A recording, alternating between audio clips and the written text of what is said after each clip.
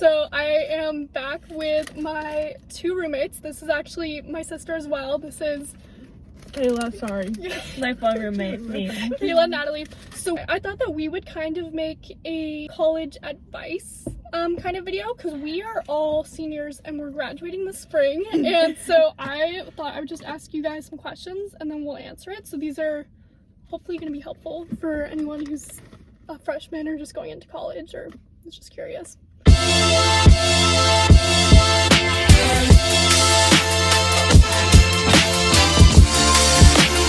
Okay, what should you consider when you're trying to choose a college? Well, I'm out of state, so there was like a lot of things to consider. Cost is obviously a big thing, but also because I grew up in Utah, like it was important for me to go somewhere that like still had like 4 seasons, even though it doesn't really snow here, but it still gets like cold during the winter. I don't know that I could like live in like Arizona where it's like always hot. And I kind of just toured, and it was just like I toured Oregon and I was like, yeah, this is where I want to go. I kind of knew based off the tour, so Yeah. definitely tour colleges you're considering because it helps more than you think actually. Yeah.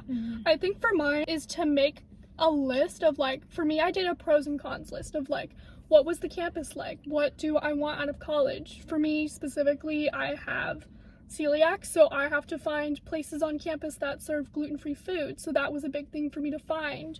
Or just like whatever you want to study, it's good to just rule out colleges that have like a really good education program or a good film program or like whatever you want. So I think list for me was really important, but as well as actually going to like, as you said, like to go like tour the college was really important as well, because then you actually get the vibe of like the kids that go there and like what your typical day-to-day life would be if you went there. But my biggest thing would probably be to go out of your comfort zone. You're not going to be the same person in college that you were in high school. You're going to grow a lot of that out of that experience. And if you're choosing your college based on just who you are in high school, then you might end up not regretting, but wishing you might have done something differently. Just like step out of your comfort zone. And to like add to that, like don't feel pressure to go to a college that you know other people are going to. Like it's okay to like go to a school on your own because those are the friends that are probably going to be better like for you because you will grow with them. And so Yeah, when I moved here, I literally did not know anyone. Like the only person that I knew like moving into my dorm was my freshman year roommate, and I had known her like maybe 2 weeks before moving in. And my dad always told me this, but like you can't grow when you're comfortable. Like being uncomfortable and being outside of your comfort zone pushes you to grow, and that's like Natalie said, like the point of college. And so even if it is an in-state college, you can still grow from that, but like try not to like live with your high school friends when you go to college. Like it's important to like expand your circle because you learn a lot about what you want in friends and yourself and all that stuff in college. So what academic essentials do you think a college student should have, or that like really was beneficial?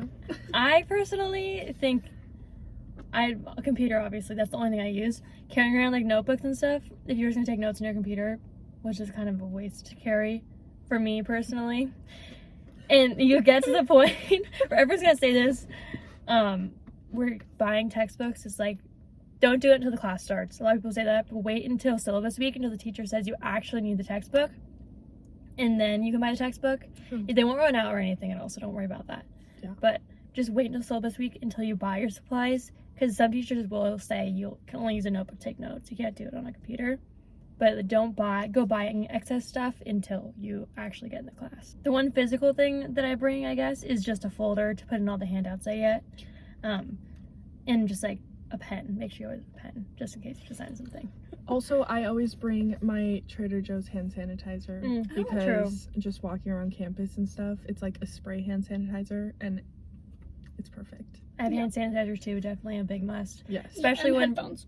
frat flu's going around and all of that. So true. Also, I have an iPad and I bring that everywhere instead of like notebooks and stuff, but then I also obviously bring my computer everywhere. Because I mostly have like electronic stuff, I have like a charger organizer that I really like. So like my USB-C stuff is in there, my lightning cable is in there. So it's just like, so I know that I have like everything, because if I'm like studying all day at the library or whatever, I want to make sure all my stuff's charged. So I kind of want to move on to what items we think were really good to bring into like a dorm or apartment. So like for me, I would specifically say surge protectors and extension cords were really, really beneficial. Especially because if you're laying in bed, there's probably not going to be an outlet right next to you. So having that kind of long cord to plug in your phone is really going to be nice. But also, like, one thing, this isn't like something that I think you like absolutely need, but sometimes it's good to bring like some kind of desk lamp or something, because a lot of the time, especially if your desk is under your like bunk bed or something, there's not really going to be a lot of light, and if your roommate is asleep and all the lights are turned off and you just want to study, that's something that's really good to have, is just to have that little like desk light that you can just turn on to just like do your makeup early in the morning if you need to, and you just need some light and you don't want to like wake up your roommate, or just like do homework. Like that could be something that's really good to have. Probably the first thing I can think of is a fan, like a big good fan. Invest in a fan. Yes. I didn't invest in a fan probably halfway through my freshman year. Even if your dorm says they have AC, most likely it's not going to work. It's not going to work at all. Or like you can change one setting and it won't do a single thing. Or it's just like air, and something like yeah, cold air. exactly. So I just had it at the end of my bed. And then probably the other thing, decorating your dorm room, I love. Everyone thinks it's so much fun, which it is. One of my regrets is getting a white carpet, because even if you're a clean person, which I am, it's gonna get absolutely trashed and filthy. And with that being said, I don't think my roommate had one, a handheld vacuum is gonna save your life, because I can speak for all of us, our hair sheds. And most girls, like, your dorm room's gonna be covered in hair, your carpet's gonna be covered in hair. You just need to vacuum that up sometimes. Yeah. I would say like just random organizers. Like I have I have a couple that go under my bed, and I just like put all my sweaters in because it's starting to warm up. And so, you know, kind of being able to switch that out, because especially in a dorm and even in our apartment rooms, like there's not a lot of space. And so utilizing spaces like as best as you can is like really important. Like I have so many organizers. I have like under the bed ones, I have some in the bathroom, and like one that just like sits on top of like my toilet, but like it like organizes all of my makeup. And then you just like kind of acquire random things, but like that is something that you end up acquiring a lot of, because you just have to try to utilize small spaces, because that's what you live in college. Like you live in very like confined spaces, but then as girls you have like a lot of things, and so Yeah. just ways to organize is super important. I did think of something that I kind of want to add. This isn't also like something that you need to have, but especially if you live on a campus that's kind of like warm weather and you go out a lot, it could be good to have some kind of portable speaker with you. True. Or So some true. kind of like picnic blanket, or just like Yeah. extra towel that you can use to like lay out on the grass or something if it's Or sunny. if your like apartment has a pool. Yeah, Yeah. exactly. So like little things that you might not like actually like think like, oh, this is important, could actually be really essential. I wish I brought some sort of towel or something to lay out on the grass, because my roommate thankfully had a big blanket, but I wish I had something like that. Yeah. Something So else true. I wish I brought, I actually ended up bringing to my study abroad, which I loved, and I think it would have worked really well in my dorm room, is those back of the wall like shoe hanging things. I did not hang my shoes in them. It was just for all that random stuff you collect. Yeah. My hair dryer's in there, my nail polishes in there, my swimsuits were even in there, just Yeah. like little things. Yeah. My like hair ties. So you're gonna have a bunch of these tiny little knickknacks you're just gonna put somewhere. Like you're gonna get a free something from the university, like Yeah. a little duck or something. Yeah. Or like a pen. Yeah, a a t-shirt pen or or something like something, that. yeah. Just having like a Hats. random spot, so you don't just throw it around your room. Just put it in a little pocket. Yeah, It so have saves organizers. so much time. For sure. And I will say I thought of 3 more things. Actually I might have just forgot one. Shower shoes, must. I specifically, my freshman year, I shared a bathroom with all the girls on my hall, and it was a very small bathroom, and there was only 3 showers. So please bring shower shoes or anything like that. Even if you have, I only shared a bathroom with 3 other girls. Still absolutely disgusting. Yeah, and you can get shower shoes for like $1. Yeah. Yeah, and also grocery bags, reusable ones. Oh my Those gosh, are also so really good to true. bring, because you're probably gonna be grocery shopping a lot. So Yeah. that's also When in something. Oregon, it Yeah. costs to not bring your own. Mhm. Exactly. It's 5 cents per Yeah. bag. Oh my gosh. Oh, and a water bottle, a Yeah. reusable water bottle. Yeah. Yeah. A recycling bin, or like having some sort of bin. I think every single apartment that all of us were in, I don't know about Yeah. the other one, none of them had a recycling bin. Yeah. First of all, we're in Oregon, you should know better. But So true. like they don't have a recycling bin at all, which kind of sucks. Another thing I would say for your dorms, I don't know if it's like this like everywhere, but at least in my dorm, we had like a small trash can in our room that the dorm provided us, and it would fill up forever and ever and ever, and none of us would want to take it out. We were so lazy, would not take it out, and so pile up with things. Have your own little personal trash can like under your desk or something. It'll make life so much easier, I promise. Yeah. And easier to take the trash out. Yeah. Okay, so next question is how did we go about like scheduling classes and all that stuff? I guess I'll start off by saying freshman year, you're not going to get much variability in what you can do. It's a little different. It was COVID when it was our freshman year, so everything was online anyways. But, so freshman year, there's some classes that you have to take are only at a certain time. So I kind of disregard freshman year. You kind of get what you get, unfortunately. But then going into sophomore, junior, senior year, no matter how much you think you're a morning person, I thought I was a morning person, I still am. Do not take an 8 a.m. class. That's going to be your worst nightmare. It might be fine for the first week. You're like, I could do this. It's not going to be fine. Yeah, you're going to be skipping a lot of those It's gonna classes. suck so bad. Every Especially time. if it gets cold where you live, it's going to suck because it's colder in the morning. Getting out of bed. Yeah. And you can still be a morning person. I still wake up early, but it doesn't mean you want to go to a class at 8 a.m. And it kind of depends on your personality again. I know both of us, we like to get our classes done before 12 or noon, because once it hits 3 o'clock, 4 o'clock, I do not want to be in class. Not that I want to be doing something different, I just can't focus at that time. It's just too much to do. So kind of just like considering all your options throughout your classes, and you'll get more options the more you go into college and year after year. But just kind of considering like what you want out of a class, because you might get a class in schedule that could make or break your whole entire term, and that would suck. Yeah. I will also say that it's also probably for the best if you don't have classes that are back to back. It is good to have set a little break in between classes, because especially like you're gonna need time to like go get food or just like refuel, because it will be a lot, especially starting out, of just like getting into that vibe, because especially some classes are 3 hours long. So you need to have that break in between. At the same time, also, once in a while, maybe check in with your academic advisor. I personally, I know we all do this a lot. I didn't check in with my advisor probably until sophomore year. And I've had a bunch of different advisors, but they'll always keep you on track, and they'll even help you if you need help on what classes to take or how to get into a specific class. So it's always good to use those kinds of resources that the school also provides you.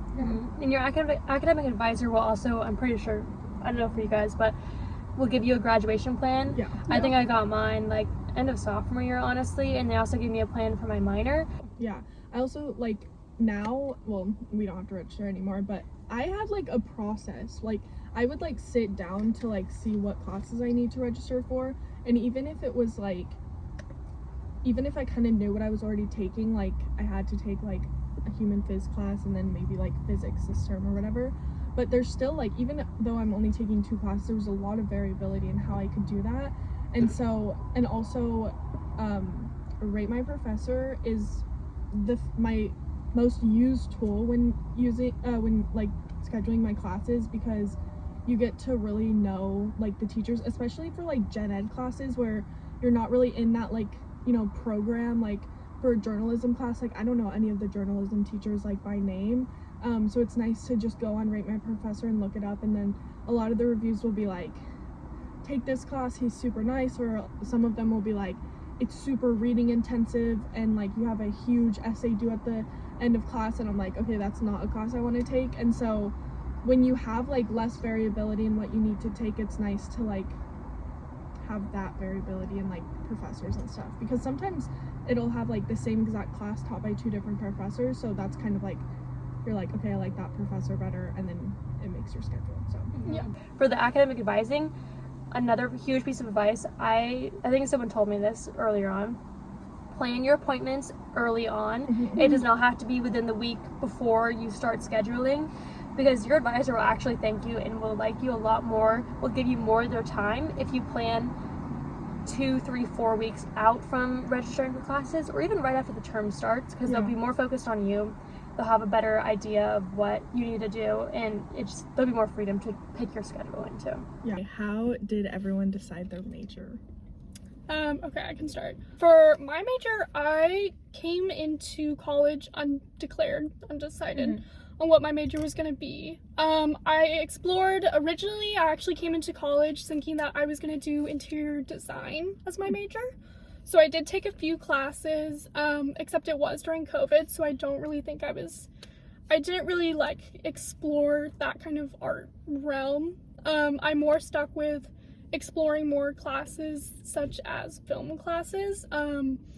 Originally I thought I was gonna do it because it was gonna be like, this might be bad for me to say, like an easy A, but then like I started taking them and I actually like really fell in love with just like learning about like how to dissect a film, what makes a good film. So then I stuck with that. I kept taking more classes, and that's pretty much how I decided on my major. And it's okay to go in undeclared. I'd say it's more normal to go in undeclared than it is. Like Kayla and I didn't know exactly what I wanted to do. Most people in my major have changed their major like 3 times. Yeah. And then end up coming back to like, this is the one that I felt the most at home at, and you do that just experimenting with things. And it's okay to come in undeclared. And a lot of people have hesitancy about that, but you shouldn't at all. And also, like, choosing a major is like not as big of a decision as people make it seem. Like, yes, obviously you need a major to graduate, so you need to eventually pick one, but a lot of people, like my mom, she doesn't work with her major. Like, she is like working in a whole different class, and I know someone that's looking to go to sports science and they're majoring in business. So it doesn't always have to correlate. Sometimes you pick a major and you're 3 years in, you're like, well, there's no turning back now. You're gonna get your degree and you can still try to pursue another career. So try not to stress about it too much, because it's like, at the end of the day, like, if you have a degree, like, you can get there, you know? Yeah, and it's about like the realm too. Like Kayla could probably say from medicine, she wants to do something with medicine. She might realize in this one class, I like this aspect, not this one. In my major, people go into education, and they're like, hey, I don't think I want to be a teacher.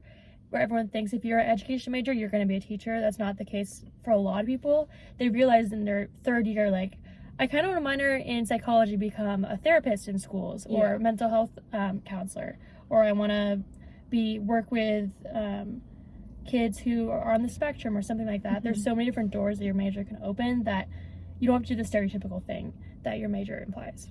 Yeah. And honestly, a lot of like jobs need master's programs, so a lot of times you need additional education. So like a human phys, like me graduating through human phys major actually doesn't really even mean anything.